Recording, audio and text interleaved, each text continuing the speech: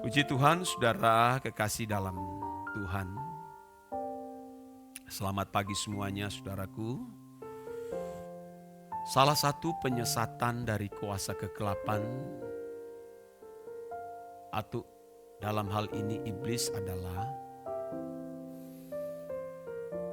seolah-olah Tuhan itu tidak bisa dijangkau. Allah yang katanya transenden itu tidak bisa dijangkau oleh kita, saudara.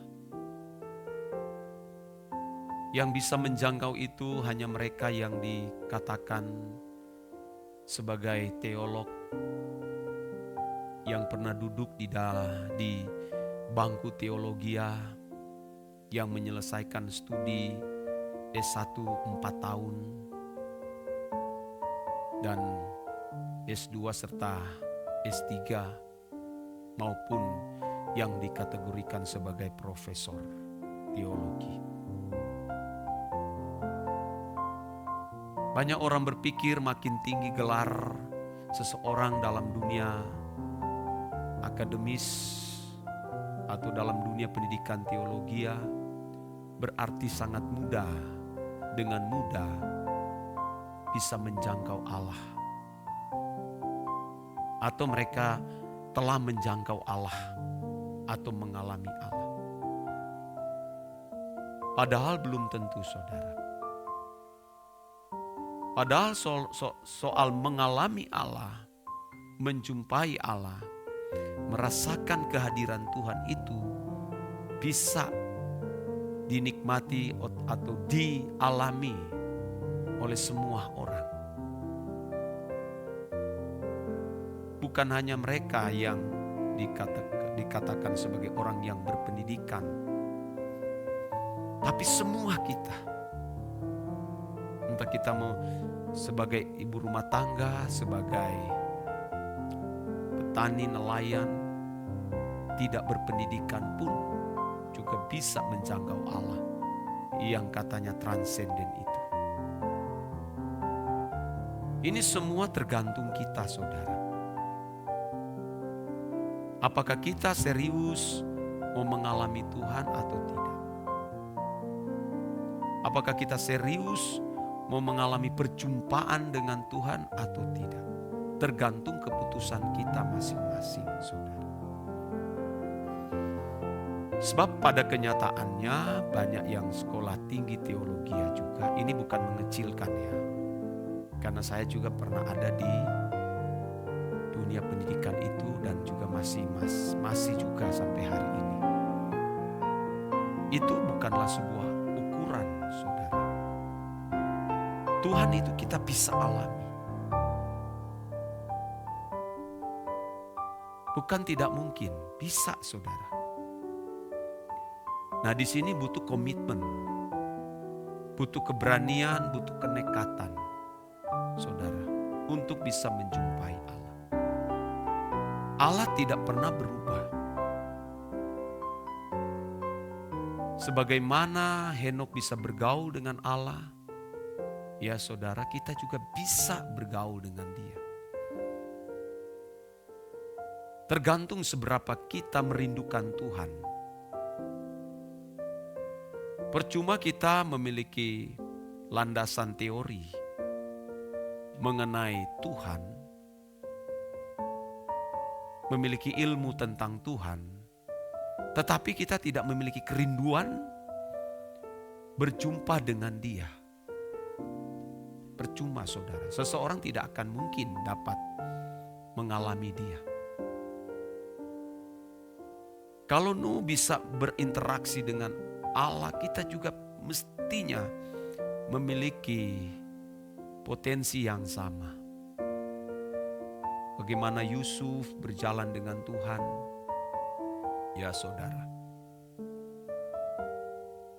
Jangan sampai kita hanya sekedar berjalan dengan ilmu teologi ya. Kalau seseorang hanya berjalan dengan ilmu teologi ya, saudaraku, dia akan mudah jatuh ke dalam dosa. Sangat mudah jatuh ke dalam dosa. Nah, bagaimana seseorang bisa mengalami perjumpaan dengan Tuhan? Nah, ini kan yang tidak mudah, saudara. Kita harus berani bayar harga. Satu saya harus beritahu, ya ini harus benar-benar komitmen. Jangan berbuat dosa. Kita ini kan sering berbicara, matikanlah aku, dagingku Tuhan, aku mau mematikan dagingku ini. Tapi saudara, kita tidak memiliki keberanian. Soal kecil saja, soal lidah saudara ini. Aduh, kita banyak kesalahan, banyak kejatuhan di lidah ini saudara. Lidah ini memang tidak bertulang ya saudara. Kita mau ngomong apa saja kita ngomong. Kita mau percakapkan apa kita percakapkan. Aduh Tuhan, kapan jadi sempurna? Padahal Yakobus mengatakan barang siapa mampu menguasai lidah, dia itu sudah sempurna. Kita sering gagal itu pada waktu kita ada di pertemuan, di ruangan doa, dalam persekutuan, di ruangan makan. Kita sering gagal di situ, saudara. Wah, karena kita tidak komitmen, saudara. Kita yang mestinya berkomitmen. Makanya saudara, pikiran kita ini harus diwarnai dengan firman terus setiap hari. Seperti yang dikatakan di dalam Mazmur, ya, pasal 1 itu kan. Berbahagialah mereka yang merenungkan firman Tuhan itu siang dan malam. Berbahagialah mereka yang merenungkan Taurat itu siang dan malam. Kalau kita benar-benar merenungkan firman Tuhan siang dan malam, yang kita percakapkan tentang firman, saudara. Nah, setan itu beliciknya bagaimana merusak pikiran kita, saudara. Kalau kita tidak dewasa menggunakan media sosial, ya saudara, kita bisa mendapatkan asupan-asupan dari makanan-makanan dari medsos itu, saudara, akhirnya mewarnai pikiran kita, dan itu yang tertuang, terucap, yang kita pikirkan. Aduh Tuhan, tidak mudah saudara.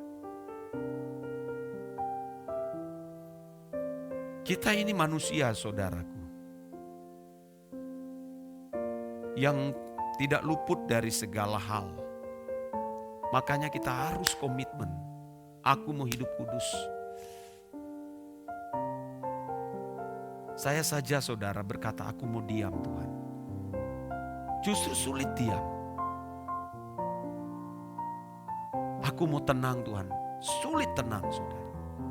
Padahal kalau kita sedang menghadapi pergumulan masalah saudara, kita tidak boleh terganggu. Kalau di sekolah itu kan, apalagi kalau semua dekat UAS ya, ujian akhir semester atau mau kenaikan kelas atau mau kelulusan ya saudara. Biasanya di sekolah itu di depan pintu masuk ya gerbang sekolah tertulis harap tenang, ada ujian. Harap tenang, ada ujian. Mestinya kita juga harus melakukan. Sulit kita tenang pada waktu kita mengalami pergumulan, orang menghina kita, memfitnah, menjual nama baik kita, merusak nama baik kita, merugikan kita. Kita sulit tenang di situ saudara. Sehingga akhirnya banyak berbuat dosa. Tuhan berbicara di ruangan doa di hati saya saudara. Banyak bicara, banyak kesalahan. Sedikit berbicara, sedikit berbuat salah. Tidak berbicara, Ini dalam tanda kutip ya saudara, tidak berbuat kesalahan.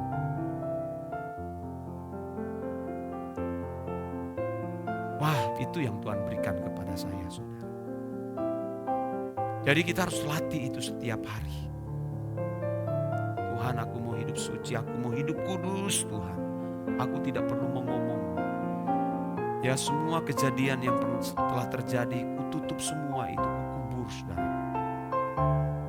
Ya, karena orang dunia mengatakan karena mulut badan binasa. Ya, kita harus aminkan itu. Firman juga Tuhan mengatakan setiap kata yang kita ucapkan dengan sia-sia akan dipertanggungjawabkan di hadapan Allah. Kita tahu firman ini saudara, tapi sulit untuk kita lakukan. Tapi pagi ini saudara, hari ini tanggal berapa ya? 22 Mei 2025, kita komitmen.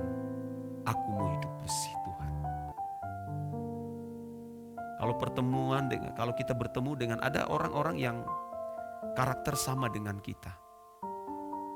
Apalagi kalau sama-sama pernah dilukai oleh orang tertentu. Yang kita percakapkan itu saudara. Iya, yang kita percakapkan. Karena kita akan ketemu dengan orang yang sama. Orang yang sama pasti akan memiliki spirit yang sama, karakter yang sama. Kita mesti keluar dari hal itu saudara, sebelum terlambat. Kita mau sebersih mungkin di hadapan Allah. Saudara, takut juga saya saudara. Kalau meninggal mendadak lalu berdiri di tahta pengadilan. Waduh, saudara, tidak ada kesempatan lagi untuk kita bertobat. Ya, kita sendirilah yang harus menguasai diri. Kita kubur semua. Ya, oleh sebab itu kita harus mengalami pengenalan akan Allah lebih dalam lagi saudaraku. Jangan hanya berbicara soal seperti saya berbicara soal kebenaran, berbicara kesucian hidup, kekudusan hidup. Tapi saya sendiri tidak mengalami Tuhan. Wah, celaka ini. Ayo kita masih punya kesempatan untuk berubah. Ya saudaraku, ayo berjuang sama-sama. Ini menjadi pesan Tuhan bagi kita sekalian. Amin.